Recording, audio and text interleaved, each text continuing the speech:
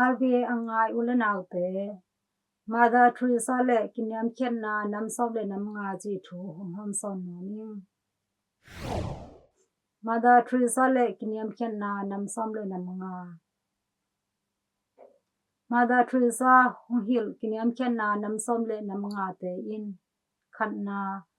nang thu a hi theza in pulak ke in ni na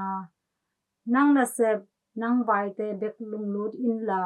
midang te thua boy se ke in thum na thu thain op lon na pel in lina midang te sung thua ki hel se ke in la boy se ke in nga na he na ding in hong bol mi te lung doi takin san siam in kong na midang te hong sim mo na te na lung sim sunga sot pi kem in lunggim ki pe ke in sagi na midang te hong thu hil na te nang naman le zong lung doi takin san siam in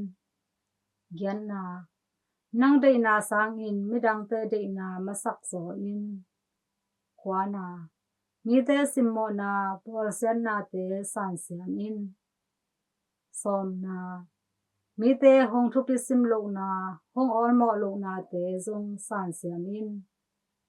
som le khan na nanung zang pan tem to hong ki dol le zong nui san in som le ni na mi te hong pi mu na phan na nga na ding zong se ke in som le thum na nang zalen na le gam tat hoi na te muang ke in som le li na thuki kum na a nang gen man ma ta le midang te mu na le ngai sun na te san siam in som le nga na sep tel ding aum chiang in aniam pen le hak sa pen tel ma sa den in